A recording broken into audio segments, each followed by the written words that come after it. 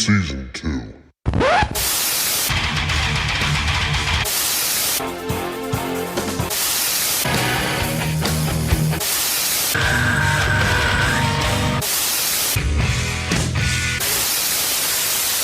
Here comes a lawsuit.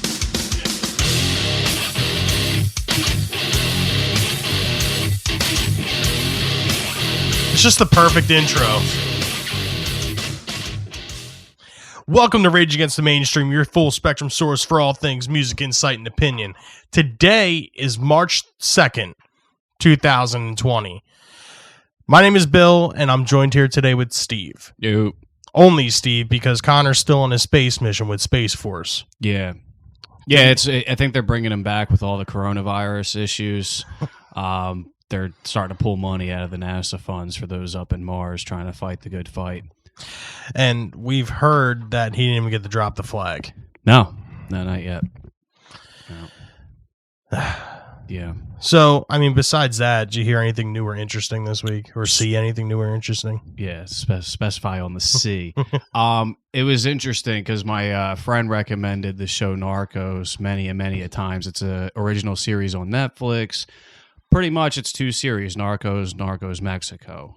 There's 3 seasons in Narcos, and it pretty much sets the whole page for Pablo Escobar, the Medellin and Cali cartels. And I'm telling you, man, I watched all 5 seasons between both series, Narcos and Narcos Mexico, in a week. It's up there with Breaking Bad. Game of Thrones' first 5 seasons because the rest of it sucked.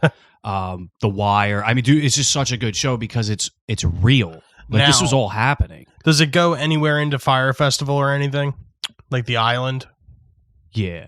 Yeah? Yeah, they get there. Yeah. They talk about, like, one day I say there's going to be a concert. It's not going to go so well. And they predicted the future. Swimming with the pigs, man. Yeah, Gustavo Escobar, Pablo's cousin, predicted Fire Festival. Yeah. You heard it here first. But yeah, the Narcos and Narcos Mexico on Netflix, I'm highly recommending watching that. Yeah, I got to get on that. It's fucking excellent. Yeah, this is like the second time you told me I got to watch it. I definitely have to get into it. It's funny, I told you about it when I was like through season 2. Now I've watched 3 more, and I'm thinking it gets better and better. Yeah, it's good.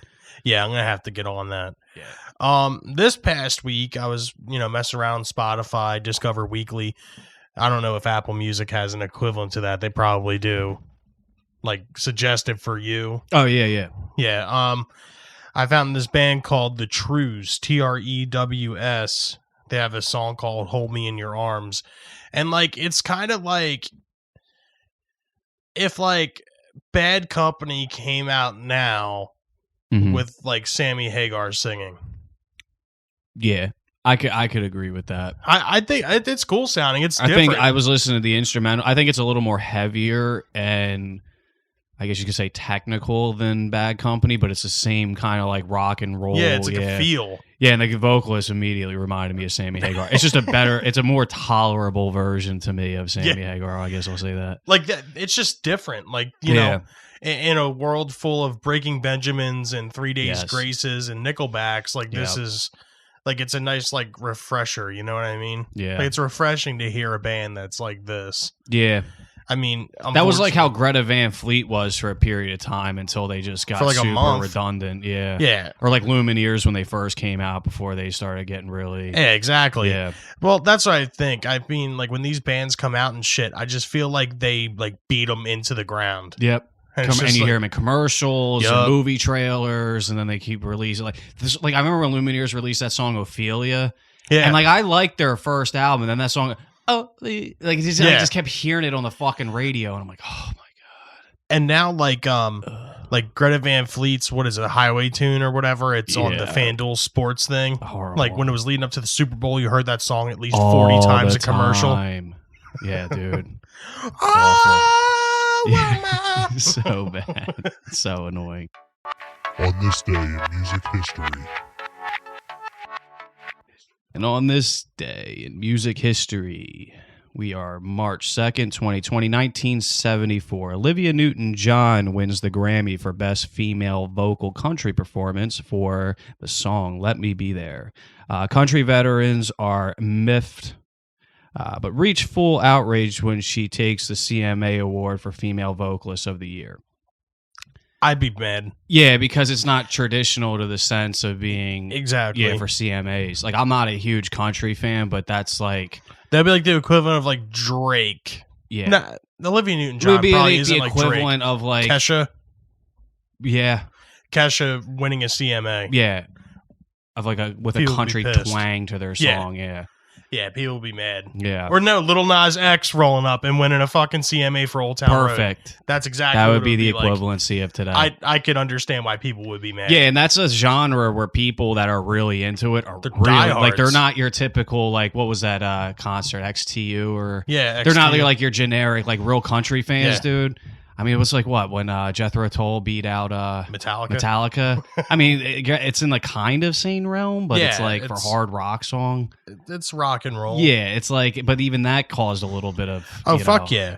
yeah. But yeah, that Olivia Newton-John was never known as a country music that's what I'm star, saying. It's like, just at very all. yeah, It's weird. yeah. I can And- understand why they were mad. So here in 1978, Bill's favorite band of all time, they have started their first ever U.S. tour. If you don't know who I'm referring to, the band is Van Halen, of course, as the opening act for Journey. Even then, they had the legendary brown M&Ms provision in their contract. Do you know what this is? Yeah, Elaborate are you aware? What, I'm not aware of this, so Okay. elaborate on this. so as a band goes out for tour, they have like a contract or like a guideline book that goes out to every venue that they play. In Van Halen's book, like this is what we need for the stage, or this is how many people you should have on your crew to construct this lighting or whatever. Van Halen in there said in their dressing room they need to have a bowl of M&Ms. No brown or all brown? No brown. All brown. No brown. No brown. Wow. And in the contract, it says that if they go in and find a brown M&M, they have the right to refuse Opt to out play. of the contract. Yes. Because David Lee Roth's idea was, and it's actually really smart when you think about it, if they missed that part of the contract, what else did they miss? I guess, yeah. Like, So they did that more so as a ploy to like make sure that they were super precise in reading these contracts Exactly. and making sure they're providing every. exactly. Okay. Because you have to think, like, okay, you missed this brown M&M part. Now, what about if you missed the part that says this bolt needs to go in this lighting fixture and it fucking falls down and kills Eddie Van Halen? Yeah, it makes sense. You know?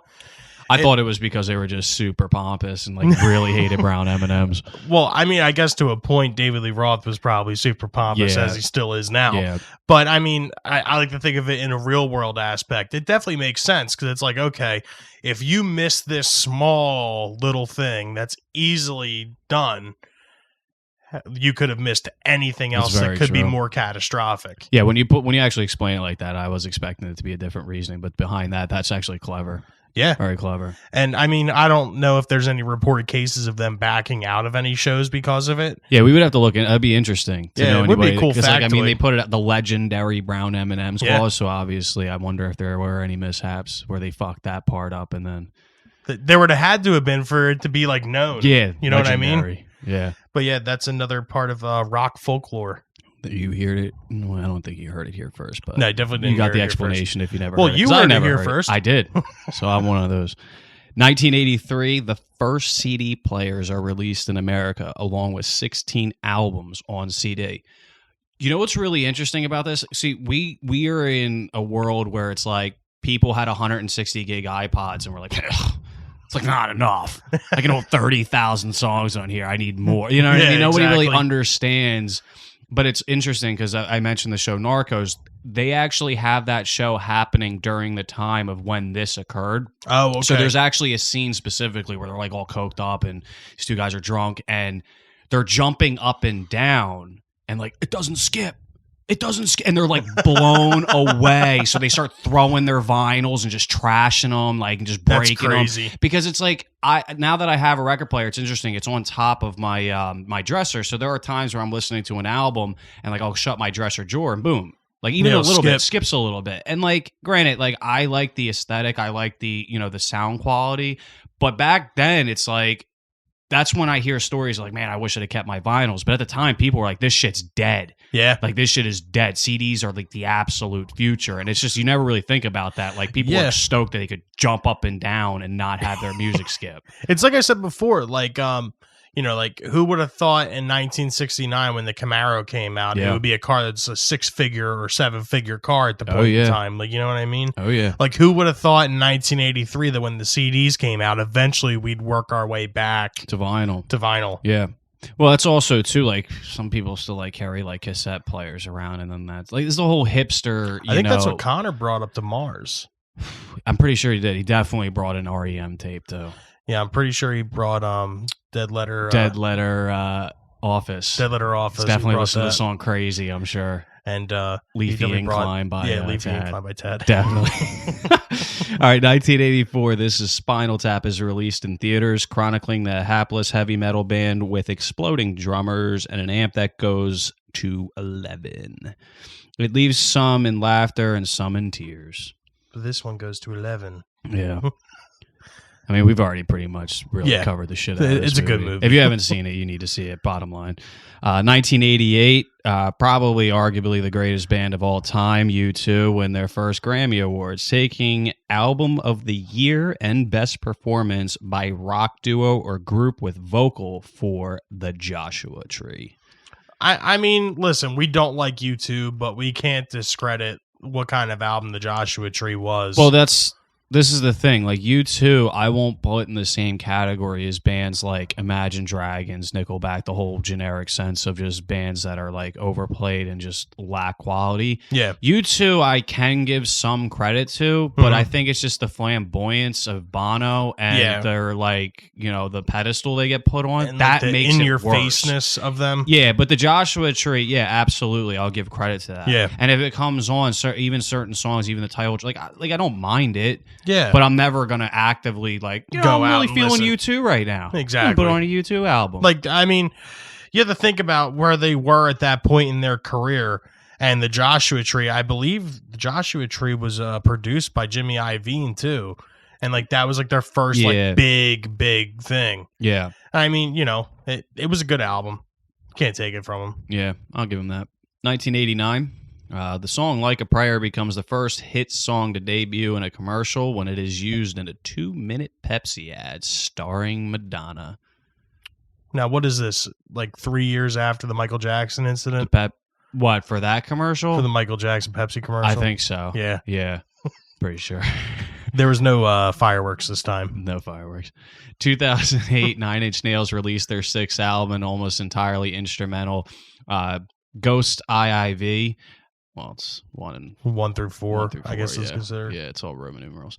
As a free digital release, a concept they will revisit on with their next album, The Slip, in July. Physical copies are sold at regular price a few months after the digital releases. And this is what makes Trent Reznor, like, cool, you know? Yeah. It's just like, hey, at least you didn't have to pay for this. If you didn't like it, it was free. Yeah. But if you did like it, you could buy the physical copy, a few months after. Well, this is where it's like when we talk about digital streaming, when, especially recently with, one of my favorite acts, I'm not going to name the name, when they outstreamed, Taylor Swift. It's interesting now they're able to recognize this because you figure album sales, physical copies, I'm sure at our all-time lows compared to what they've been over the past 20 years. Even from 2008. Yeah. But like you said, with Trent Reznor, it's like he could have came out with the album in a physical copy and not leave it up to people to either go out and, download it illegally, get it from somebody else, rip it from somebody else, or physically buy the copy, then release the digital streamings where it's like, all right, now I can get it free.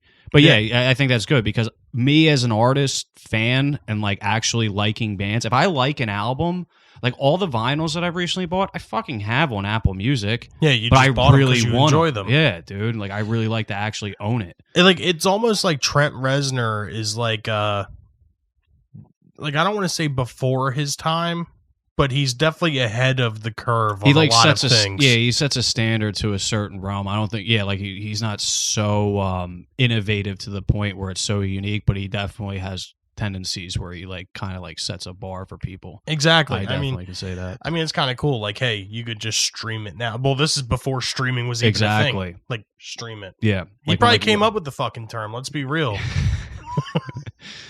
What do you think? Do you think Trez Reznor came up with the term streaming? Get at us on our social medias. 2014, 20 Feet from Stardom, a film about backup singers featuring Darlene Love and Lisa Fisher, wins the Oscar for Best Documentary. Love gets a standing ovation when she sings a part of her acceptance speech. That's cool. Yeah, that is pretty cool. That's a movie that's on our retainer for coming soon for us to review. Yeah. Because I've heard really good things. Yeah. And plus, it just got an Oscar. Yeah. Well, not just got an Oscar, but it in did. 2014. 2014. So, yeah, 6 stay years tuned. ago. Yeah. You think about that? Like, just in 24, but it's like 6 years ago, dude. That's like It's what we're in the 20s now. Yeah. Think about legal adults were 12 years old at this point in time. Yeah. Oh, God damn. 2014 also, Arby's buys the hat Pharrell Williams wore to the Grammys on eBay for, let's say this, a hat, mind you, $44,100. The fast food chain donates the hat, which resembles their logo, to the museum in Washington, D.C. Money for the auction goes to the From One Hand to Another charity. That's fucking cool. Yeah. I get with that. I guess the only reason Arby's bought it was because it looked like their logo. Yeah, of I course. mean, and I don't know. I kind of remember this hat, but not like 100% remember it. Mhm. And I think that it was almost like a on purpose thing. Yeah. You know, I mean, how do you like accidentally make a hat that looks like the Arby's logo? Yeah, I mean, the Arby's logo is not that generic to the point where it's like, oh shit, that kind of like it's. No, you're doing it on purpose. Yeah, it looks a little like it. Yeah. Music news. Today in music news, March 2nd, 2020. The first thing we have here is the Gorillaz. The Song Machine theme tune sparks rumors of a new album. They released a 24-second snippet appropriately titled Song Machine Theme Tune. The brief instrumental features a spacey hip-hop infused techno vibe ending with a simple gong. Supposedly the cartoon group will be collaborating with UK rapper Slow Thigh and UK band Slaves on the new single.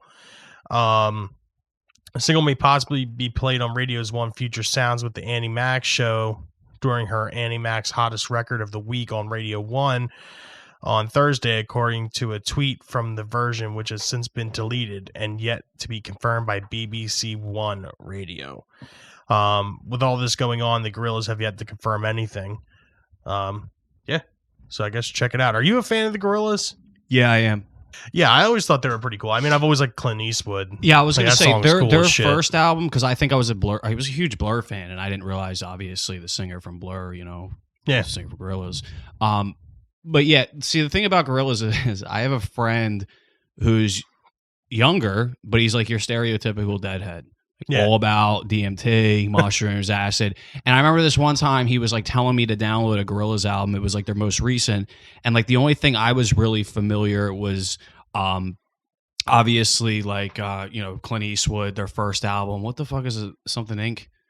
Oh, What the fuck? Feel is it? Good Inc. Feel Good Inc. Like I was familiar obviously with those songs, and then like because of that I could hear. But dude, the one album I downloaded from him is fucking out there. Was it? It's fucking out there. And it's cool because they kind of like really transcend genre. You can't really like place a thing. Like they say like Yeah. trippy hip hop and stuff, but then Yeah. they have more of like a hard rock vibe with a hip hop vibe with a Yeah. very ethereal like trippy vibe. That's like we said with Clint Eastwood. Like that shit's like just like a full blown rap song. Yeah, exactly. So yeah, like Gorillaz again, like I don't love them, but I definitely don't mind. Like I'll listen to it. Oh hell And yeah! come out with new music, I'll listen to it. Yeah, I feel definitely. the same way. Yeah, man. I'm excited to hear what they have going on. Yeah. Next thing here in music news is Eminem earns his 10th straight #1 album. Music to Be Murdered By, the latest by the 47-year-old rapper, topped the Billboard charts after a surprise release, becoming his 10th straight album to debut at #1, the most of all time, and one better than Kanye West, who has an active streak of 9. Watch out, Em. Kanye's coming for you. Yeah, you don't like that shit. The Eminem album, which dropped without warning on January 17th, earned the equivalent of 279,000 units, according to Nielsen Music, including 117,000 in album sales and 218 million streams. That was a drop from the rapper's 2018 album Kamikaze, which debuted with a total of 434,000 units, including 252,000 in sales and 226 million streams. I think the thing with Kamikaze was it was on the heels of the entire MGK thing. So I think more people were enticed to, like, what does he got to say? Well, and the other thing, too, is you have to think. He released Revival, and that blows. Yeah. So it was just like, all right, well, now he just dropped this shit out of nowhere, so this has got to be good. Yeah. And, you know, it took a little bit to grow on me, but I really enjoy Kamikaze now. And Music to Be Murdered By, I like that, too. Yeah, they're good. I'm not going to go out and say that it's his best. Yeah, no way. One of the best. Nah, I wouldn't even put it. Dude, I mean, this is the thing. Like I said, when we had that whole conversation, there's like before Encore and after Encore. Like everything kind of like separated by that one album because that was like the huge game changer. And if you notice, and he had that whole Rocky Road, came back with like Relapse Revival, Marshall Mathers LP 2, and like some good work. But yeah, Music to Be Murdered By, it's good. But dude, you can't put it close to like Eminem Show, Some Shady or Marshall Mathers. Like it's just a different standard of Eminem. I agree. Yeah. Now I like to think Encore like never happened. Yeah. Like if Encore never happened, honestly, his like trajectory would have been so much more like clearer. Yeah. Because like, I mean, honest to God, at the end of the day, Relapse and Recovery aren't that bad. But the reason why they seem worse than the Eminem Show is because he started this downward spiral with Encore. There's too much expectation. Exactly. Because Eminem Show, man, it was just too good. Yeah, if you figure like Slim Shady and Marshall Mathers LP, there's a lot of songs on there that kind of get a little too much for people. Eminem Show was just front to back, like real rap, like really stepped away. I mean, like other than like My Dad's Going Crazy, I mean, he stuck away from that, like that hardcore. I mean, you figure like White America, Square Dance, like he got really like political with things. And it was just that was like really the peak of his game. Yeah. You know, and then like you said, Encore is like the equivalent if like after And Justice for All, Metallica released Lulu. You know what I mean? No, I wouldn't say Lulu. I'd say maybe like Saint Anger. No, not even. No, I think if they went from And Justice directly to Reload, because Reload isn't horrible. Yeah, but it's definitely not as good as the shit. I just have really distaste for Encore. So yeah, it's Lulu. I mean, there's that is the Lulu of the Eminem career. I mean, there's a couple good songs on Encore, but I don't go out of my way to listen to any of them. Like Ass Like That was funny when it first came out. I mean, the music video dude, was he funny. wrote a song called "Fack." Like, dude, come on, man, it was just so goofy. Yeah, like Toy Soldiers was good though. Yeah, but that's different. That was like the one song that like he actually tried. Yeah. Yeah, but Lulu was just horrible though. Lulu was bad. I'll accept Reload. I would. All right, I'll accept Reload. Revival is Lulu. I don't know about that. Really? I don't think Revival's as bad as Encore. I think Encore's that bad. Well, all right, what about if Revival and Encore are Load and Reload? That's fine. Because I don't think Eminem has done I'll take a Lulu yet. Revival would be Load to me.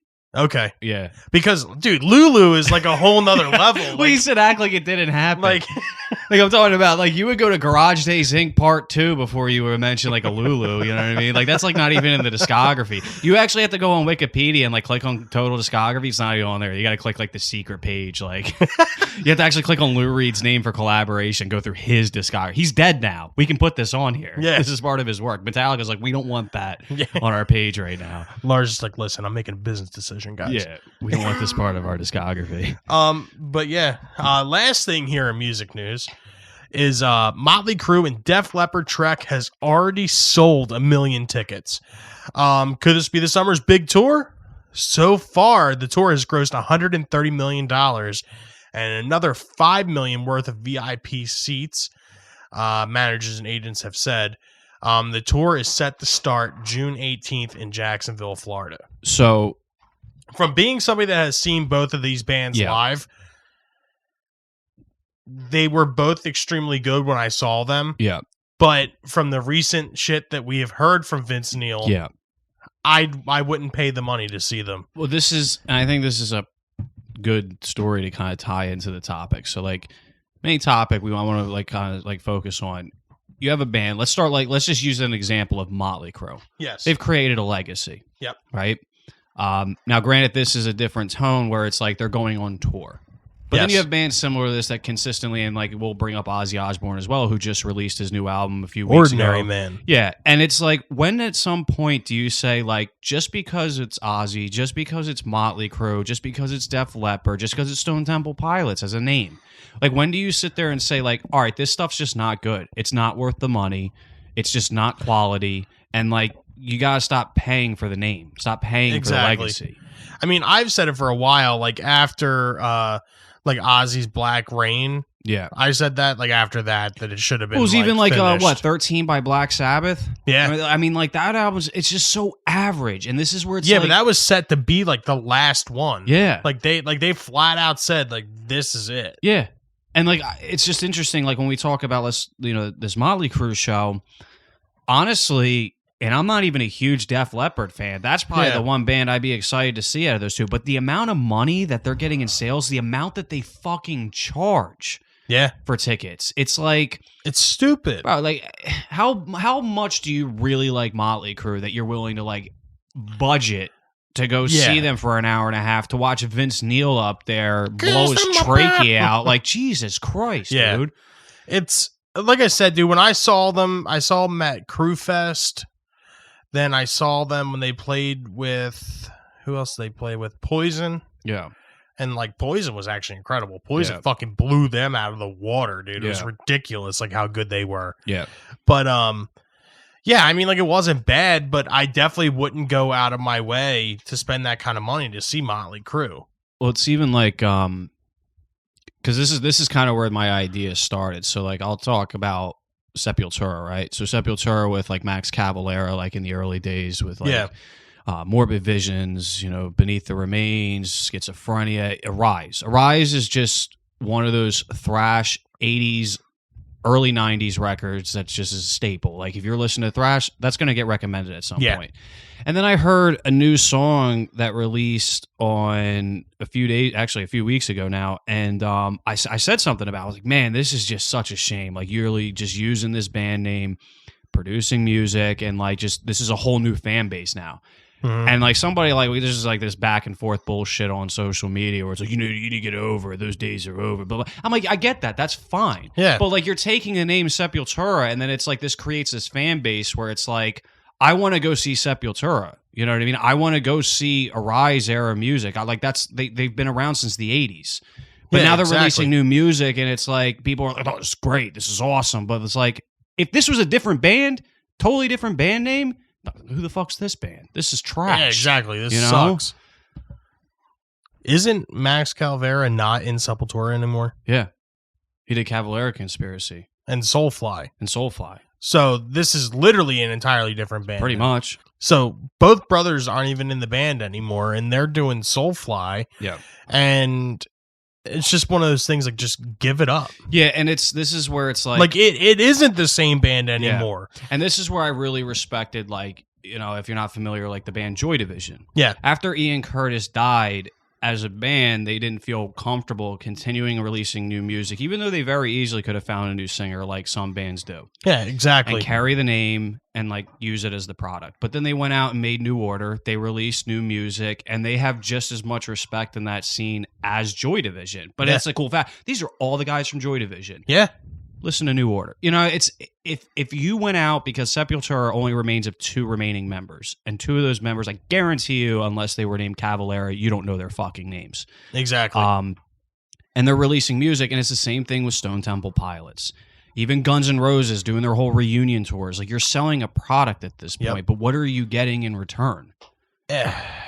Yeah, actually, you know what's funny? Because I heard it on the radio. Speaking of Guns N' Roses reunion, they're coming to Citizens Bank Park in July. Do you know who's opening for them? Who? Smashing Pumpkins. That's fucking weird. That's what I said. I'd rather see Smashing Pumpkins, to be honest with you. I've seen Smashing Pumpkins like recent shit like on YouTube. Dude, they're fucking insane live. They're really good. Yeah. But yeah, like if Guns N' Roses were to put out a new album, like I'd probably listen to the first single. And that's the thing. Then that would be it. It's like let's just like this whole thing is on the premise because Ozzy Osbourne just released his new album. Exactly. You're a diehard Ozzy fan. I wasn't a fan. Exactly. And I'm a huge Black Sabbath fan. I love Ozzy's earlier shit with Rhodes. I like some of the stuff, with Zakk Wylde. I mean, I'm more of a Rhodes fan. Yeah. But then you think about how this spawned. He does this, collaboration with Post Malone. All of a sudden, we have this idea of a new album. Yeah. Now, I was like reading things where I saw pictures of it because I forgot that it released and people out there buying the vinyl, buying the CD. Yeah. Talking about like, it's not that bad. Oh, it's actually pretty good. I'm enjoying it. But again, take Ozzy out of the equation. Yeah, exactly. Take the legacy out of the equation. And rarely at some point where you can like, all right, I'll listen to the singles. I'll definitely check it out. But is it really that good where you're going to go invest $20, $30 in, a physical Absolutely copy? not. The last album that Ozzy did that I feel like that was worth any kind of real money was No More Tears. Yeah. Like, he only had a couple albums after that. Like he had Osmosis. You don't like Osmosis? It's, right? As a whole, no. Yeah. I mean, Perry Mason's a cool song. Yeah. But and Dreamer's good too. Yeah. But then after that, he had Black Rain, and I saw him on that tour, and it was incredible. Mhm. And I feel like that was like at the last time where like Ozzy was worth his weight in an album and live. Yeah. Because then I didn't see him on the Scream tour because I was protesting because Zakk Wylde wasn't in there anymore. I was like, this is bullshit. Who the fuck is this Gus G bitch? Oh god. And then then obviously I just saw him 2 years ago when he came through to Camden on the No More Tours tour. And then once I heard the Post Malone song, I was like, this is cool. Like, it's definitely cool. They're doing like another like fucking, Kanye West and Paul McCartney thing. Like, whatever. This is neat. Yeah. But then like as the other songs started coming out, I'm like, what the fuck is this? Yeah. And then they're like, oh, he did a song with Elton John. And I'm like, oh, okay, let me hear this. And I think I said it before. Ozzy doesn't sound like Ozzy. Yeah. Ozzy sounds like a computer trying to be Ozzy. Yeah. Like, it's just, I don't know. Like, it's just not worth it to me. Well, that's why I'm saying, like, there's just so many bands out there right now where it's like, I can get the idea. Like, if people haven't seen Motley Crue, huge fan, go spend the money. You know, just go have the experience. I did the same thing with Bob Dylan.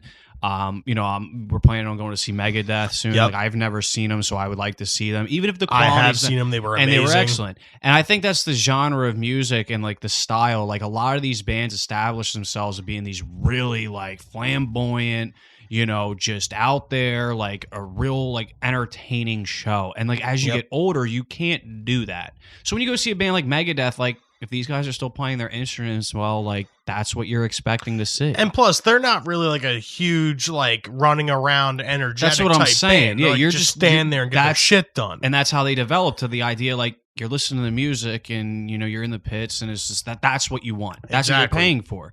And it's funny because to go see, Lamb of God, Megadeth, it's going to be probably a fraction of the price it would be to go sit in bleacher seats to go listen to Def Leppard and Motley Crue. Mm-hmm. And of which will put on the better show, I'm sure. Lamb of God. Exactly. And Megadeth. Yeah. And In Flames. And like, I forgot. And Trivium.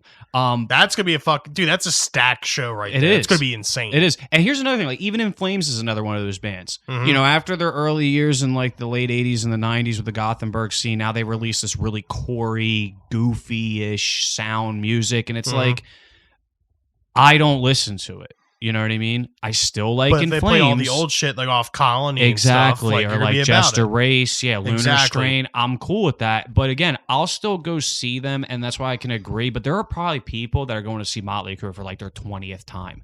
Yeah. And probably paying big dollar to see it. If you enjoy it, hey, that's great. Yeah, power to you. Yeah. And I had the huge issue when Fear Inoculum came out. Yeah. Like people were like, do you really like this album or is it because it's by Tool?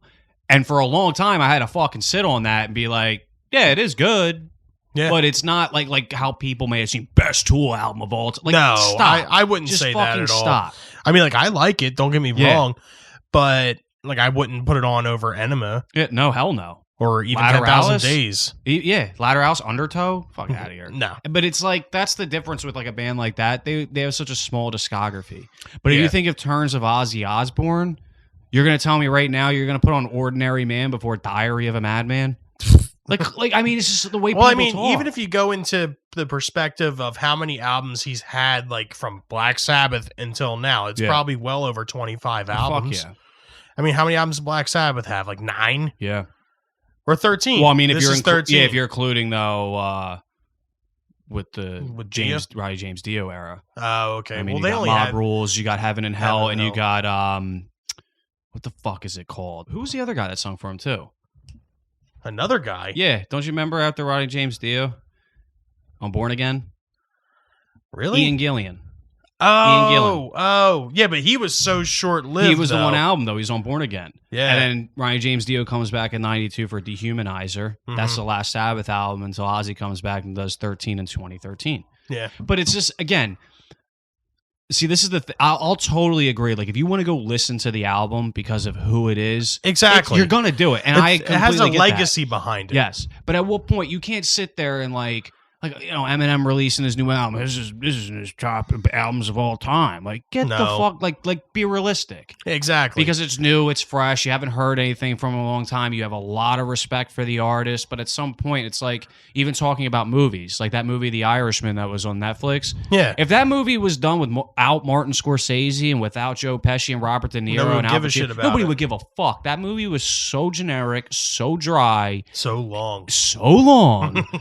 I felt myself fucking aging through the. I've never had a movie where I had to take like a full-on intermission to the point where I was like, I'm gonna wait till tomorrow to finish this. Yeah, I was gonna say, didn't you break it up into 2 days? Dude, and I recommended it to someone. He did the same fucking thing. It took him 3 days or so to finish the movie. I mean, that's no coincidence. It's just, again, it's at some point the name itself can only carry so much weight before you can honestly admit like it's not good. Yeah, and It's- going back to a legacy thing, and like my favorite band, Van Halen, Yeah, when they released A Different Kind of Truth in 2012, you have to think this is the first Van Halen album with David Lee Roth Yeah. since 1984. that was with Tattoo on it, right? Yeah. I remember hearing it on the radio all And the time, dude, yeah. I remember because MMR was like, release the new Van Halen single today at Like, 5 fucking o'clock. stoked. And I was like, oh my God. Me and Eric were driving. We were delivering a golf cart. And I was like, we pulled up to the customer and it was like 4:55. I was like, there's Okay, no fucking way wait. we're going to be done in 5 minutes. I said, we're going to wait right here. We waited and I heard Tattoo, and I'm not going to lie. I was like, what the fuck is this? I was like, what? I said, this is a joke. Like, there's no way this is real. And they're like, the new Van Halen single. Yeah, exactly. Yeah. And I was like, it was like Pierre Robert, like, oh, and that was the new Van Halen single. And I was like, what? And then the album came out, and I was like, at that point in time, I was like, oh my God, it's new Van Halen album. Let's Yeah. hear it. And then I listened to the whole thing, and every part of me wanted to love it, Yeah. but I couldn't. This was the thing. I and just it's like absolutely you feel this cannot. weird need to like justify it, like Yep. it's your best friend that everybody hates. Exactly. But you're just like I Well, have to defend At it. that point in time, all my friends did hate Van Halen. Yeah. So I'm like, listen, man, it's not Trying horrible. to break down every Exactly. fucking part of it, but then you're sitting alone, like God. Yeah. I can't. I'm even like, go the on vocal anymore. harmonies are I can't good. even go on anymore.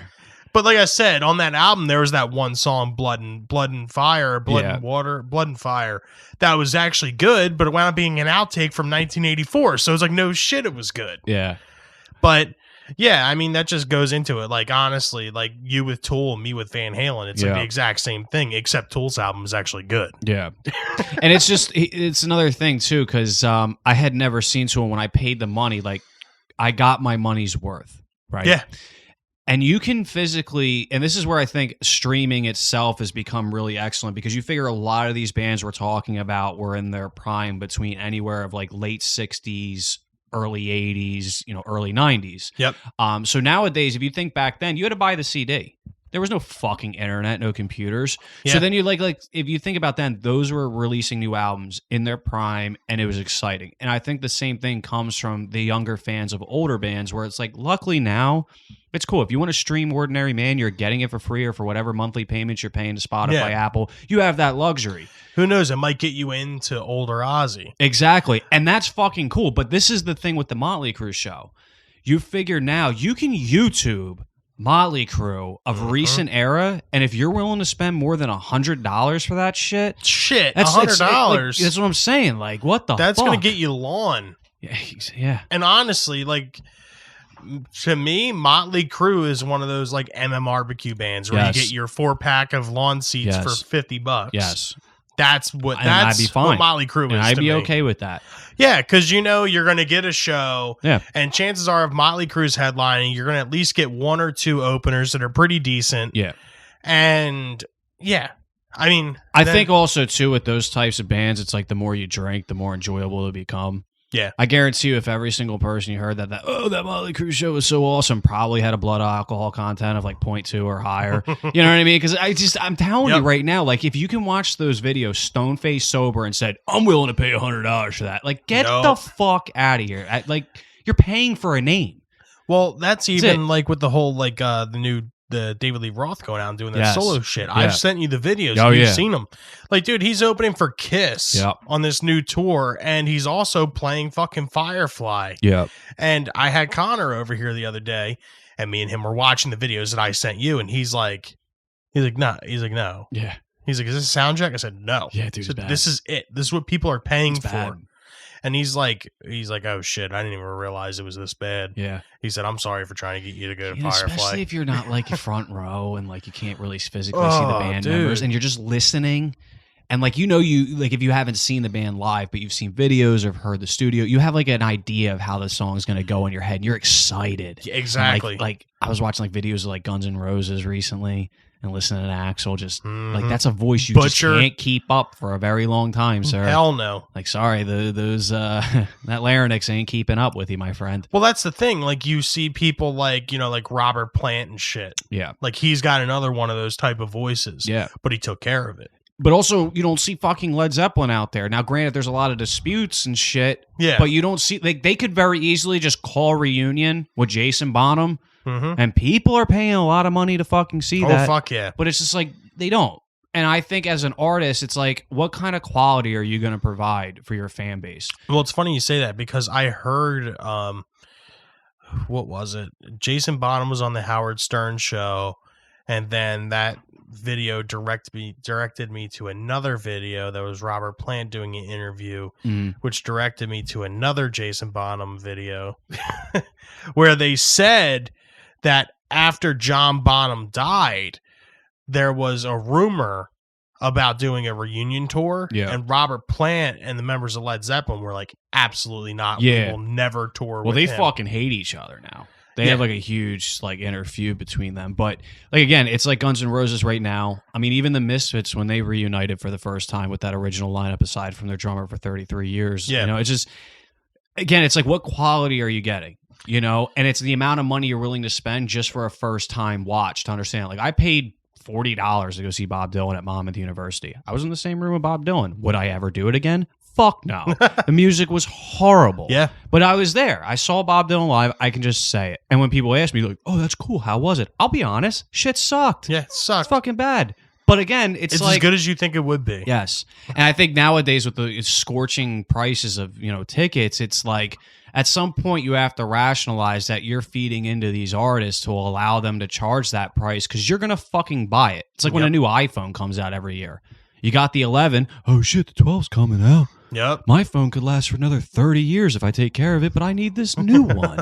And, these are people that are like working poor, too. These ain't your Jeff Bezos type individuals out there fucking spending this money. It's like, come on, Jeff man. Bezos guys are fucking rolling around with like Motorola Razors. Yeah, dude.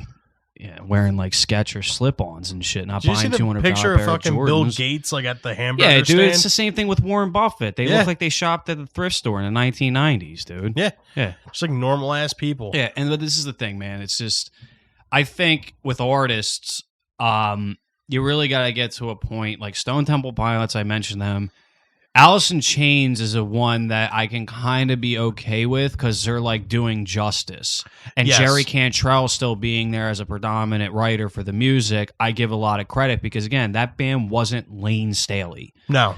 but he was a prominent figure. Lane, I like to say, is a good like 40% of Alice in Chains. Absolutely. I would totally agree with that. Jerry is easily the 60% Well, or more. Yeah. I mean, Sean Kinney, obviously, you can kind of place him as a bit of there. But yeah, it was really Jerry Cantrell was like the mastermind behind the, everything pretty much about it. But Lane Staley, everything. Yeah, but Lane Staley, obviously, just being that four figure, takes a huge chunk out of the band. But they're able to progress. I think when you mentioned Stone Temple Pilots, like Scott Weiland was that band.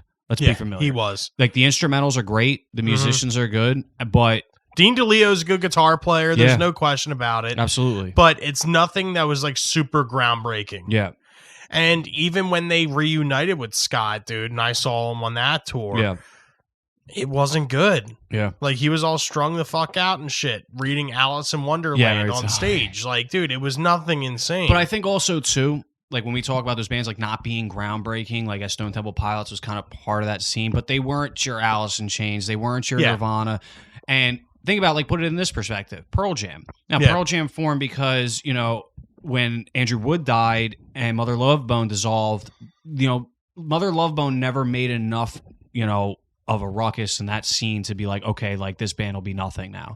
Yeah. But when they were formed, they didn't continue as Mother Love Bone. And as of this present time, you want to talk about like 40, 60%, I would say Eddie Vedder's 80% of that band? Yeah, 100%. So, I mean, if he goes, and I'm telling you, they put a new vocalist in there, are they going to go out as Pearl Jam and be charging $364 for fucking cheap tickets? Nope. No way. No fucking absolutely way. Not. They and couldn't. And that's what Stone Temple, like I get emails all, Stone Temple Pilots coming to a city near you. Fuck that. Yeah, exactly. I mean, don't get me wrong, dude, but Stone Temple Pilots, I will watch their videos on YouTube. Absolutely. And I'll even check their new music. If something comes out, it's good. And Jeff Gutt, dude, he's good. Like, he sounds like Scott. But that's the thing, though. He sounds like Scott. Yeah. And Scott is It's like you're getting the fucking Walmart brand, like you get your fucking Mountain Dew and then you get your, Mountains of Dewage. Like, like you get those like off-brand kind of fucking... What was the one? It's like Mountain Freeze. Yeah, it's like that was the one I'm thinking. The one I'm thinking. Yeah, it's like what the hell is it? There's Mountain Dew, but then it's like Mountain Thunder. Mountain Thunder. Yeah, that's what what I mean. That's like what you're getting now, and it sucks because again, it's like I don't think it's a problem if they want to continue that route, and I'll stream your music. I'll pay my monthly fees and listen to whatever I can, and if it's good. That's where I make that judgment. But I'm never going to be like, I'm going to see Stone Temple Pilots. And in the back of my head, knowing that I haven't listened to anything since fucking like Purple. Yeah. You know what I mean? You know what else? I mean, and I don't want to discredit anything that the late, great Vinnie Paul has ever done. Yeah. But going from Pantera to Damage Plan. Okay. But then going Damage Plan to Hell Yeah. Yeah. You weren't a fan of Hell Yeah, were you? Not really. Me either. Were you a Damage bigger Plan? fan of Damage Plan? Yeah. But were you as big of a fan as Pantera? Fuck no, not even close. Exactly. But again, you don't get to use them as the comparison because if I'm going to see Vinnie Paul in Damage Plan, they have a discography to say I'm seeing Damage Plan. Yeah, but you have to think on the first Damage Plan tour. Yeah. It's based off the fact that it's the brothers from Pantera. Of course. And it's like one of those things. But I'm saying it's like that's like right now if Phil Anselmo went out with their whole different cast and was playing Pantera.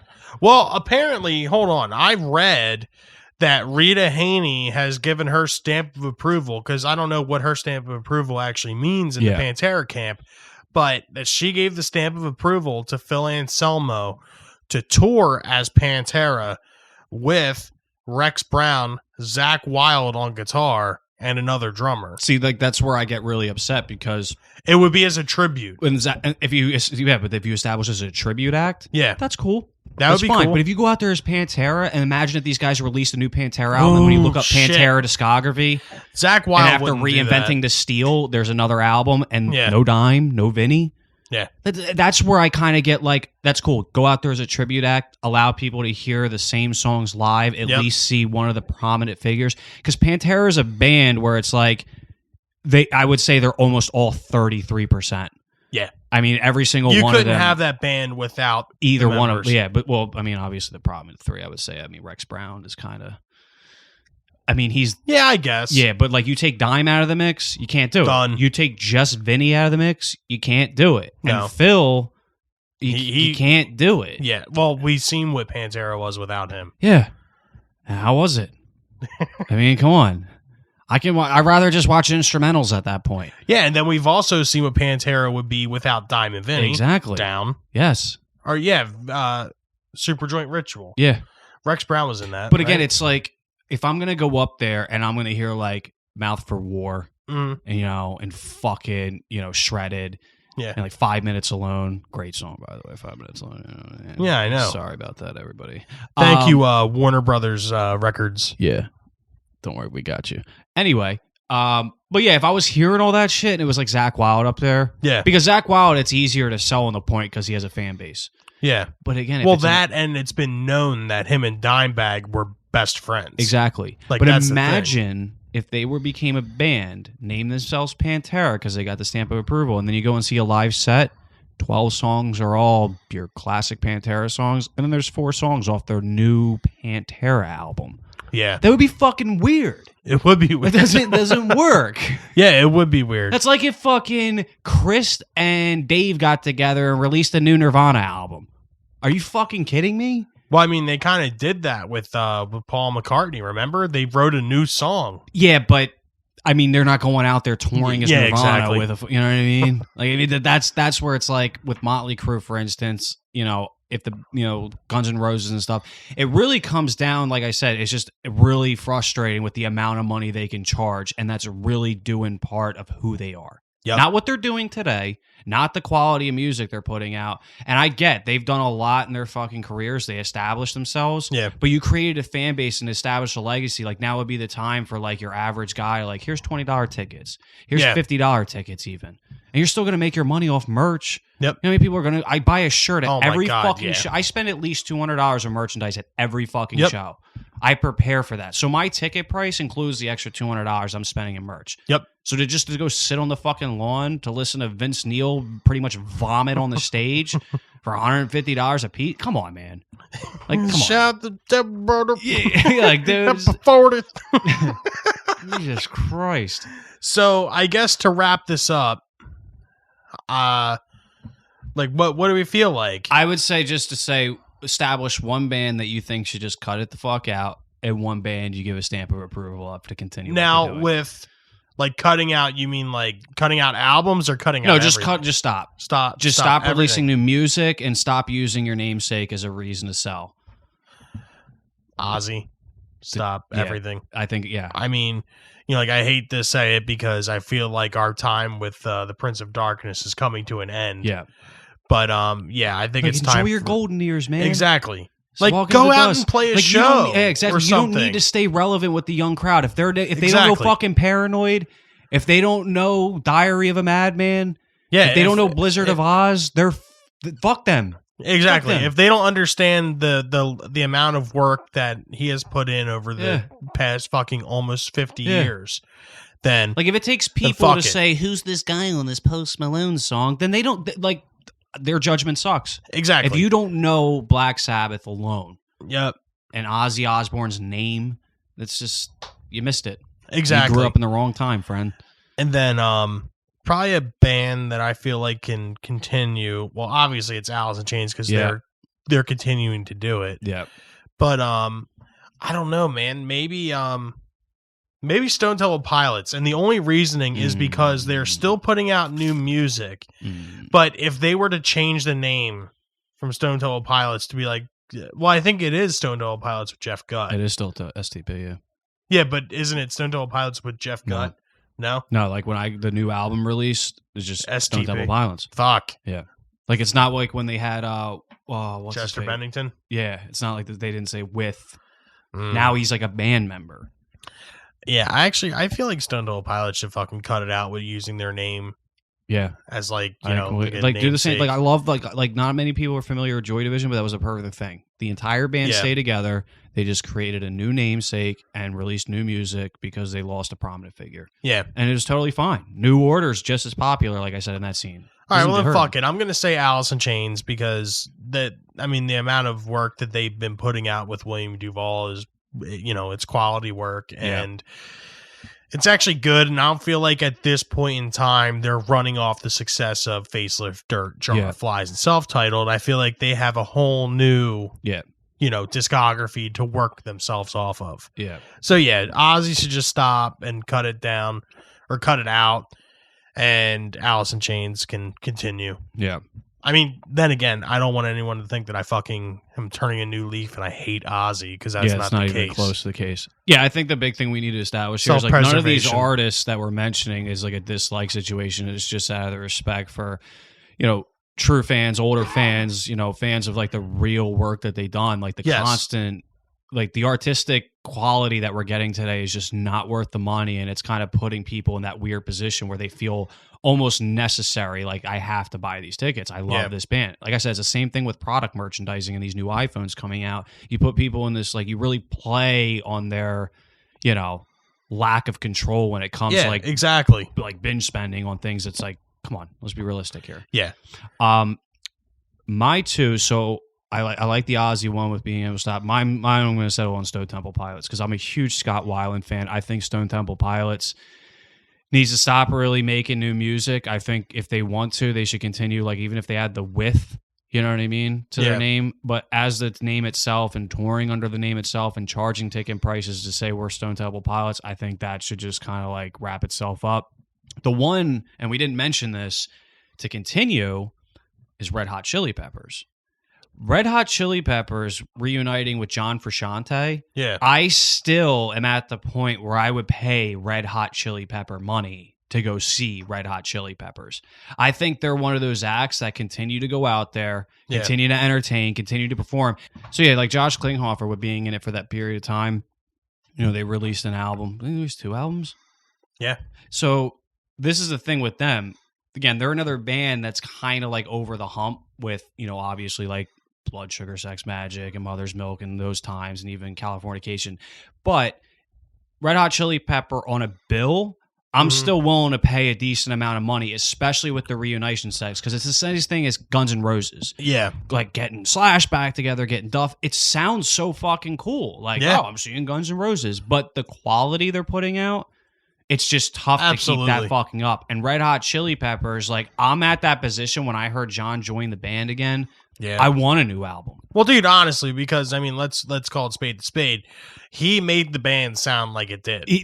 I don't think there's other guitarist that is that innovative in the sense of like creating a sound. Yes. Like, you have a lot of bands, like, their tone, their style, but like his guitar ability just, that's Red Hot Chili Peppers. Yeah, exactly. It's just a whole different, world with him when he's in the band. And that's a band, like, if they release a new album, I'd probably buy it.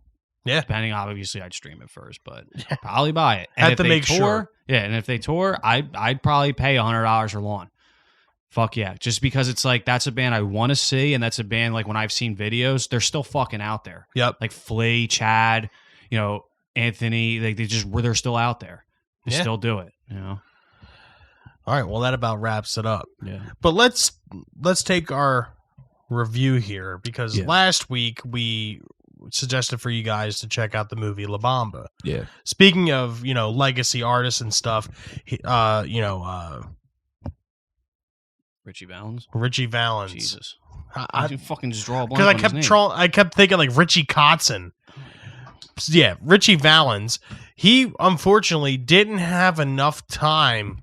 8 months into recording. Yeah, he didn't have enough time old. to be a fucking legacy artist. Yeah, just think artist. about what he established though in 8 months. Exactly. I mean, the movie here, directed by Luis Valdez, it is the biography or biopic of Richie Valens, and it basically chronicles from when he was, working on, I guess it's like a little, I don't want to say plantation because they weren't fucking slaves.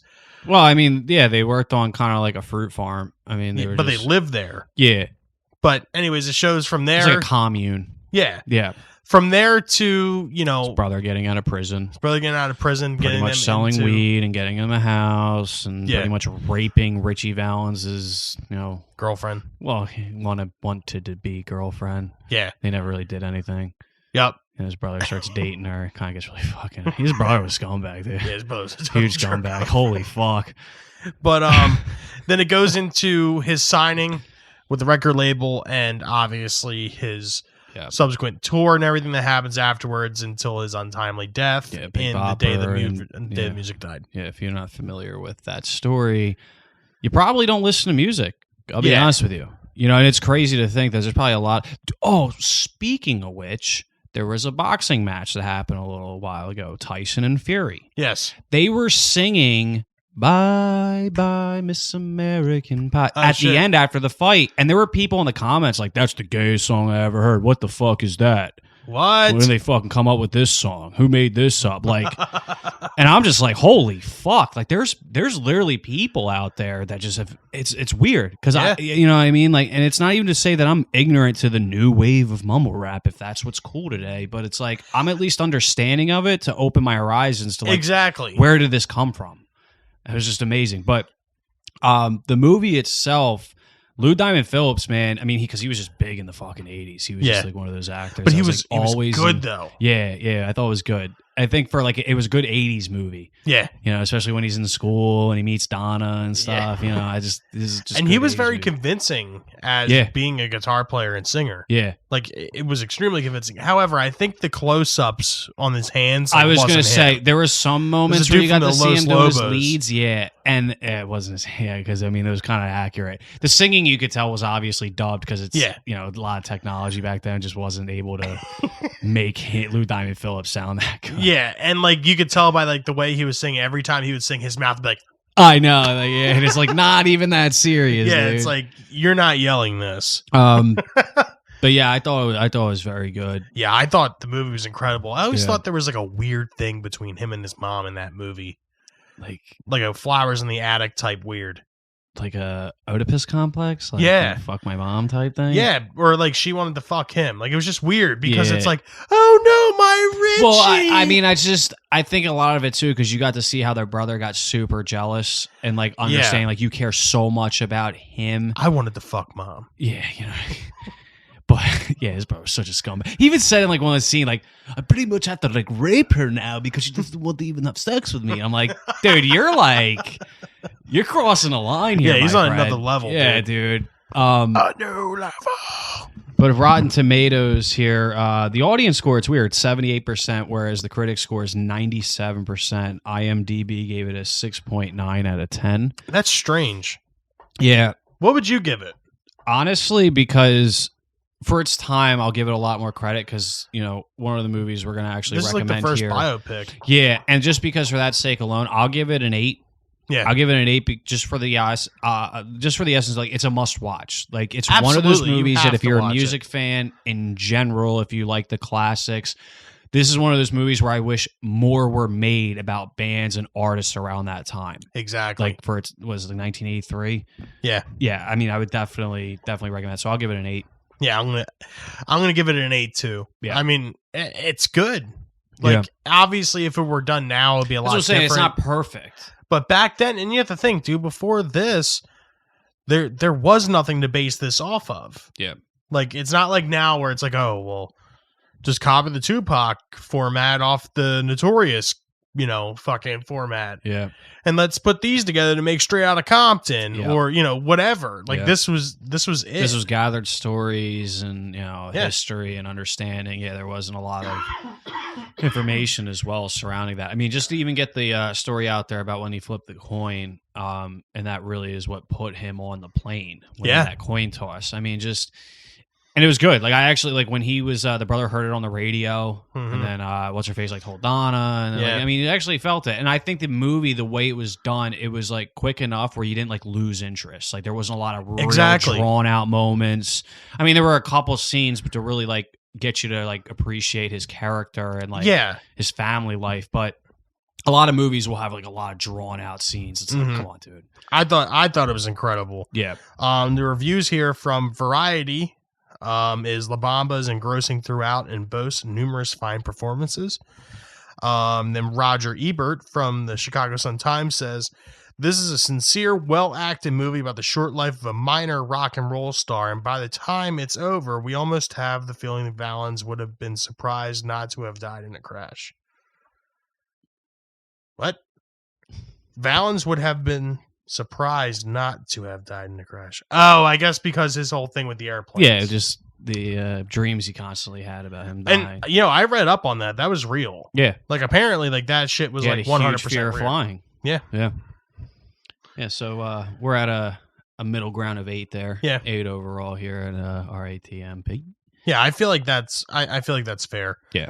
I think below an 80 is kind of doing it an injustice. I say like because it's very hard for me to say 9 or 10 because 9 or 10 is almost like I could probably watch it over and over, or it's like I definitely own like a legacy version of it or something. And 8's like you got to watch it. Yeah. And it's worth a watch. Yep. I think a 7's like you can make your own idea of it, but you should still watch it. 6 Exactly. is like I like it. It's okay. Probably not going to watch it again. And I probably won't recommend it to you. Yeah. So an 8 I think is great. Good, solid number there. Nice. So let's get into our Suggestion of the week. My personal suggestion for this week is I jumped on YouTube and I texted you. I typed in the heaviest songs ever. Just to see. Meshuggah wasn't cutting it for me that day. Cannibal Corpse wasn't cutting it for me that day. So I had to try to find something that was like ridiculously heavy. Okay. And I found the song The Optimist from the band Skinless. Mm-hmm.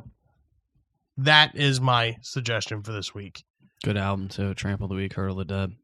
Yeah, I thought, like, when I heard it, I was like, okay. Like, it's not like one of those things where it's, like, so fucking ridiculously heavy, it just sounds like nothing. It, like, really branches on the real deathcore side, but it doesn't totally... Yeah, but it's almost like, it has, like, all of, like, the extreme genres. Like, it's, like... Yeah.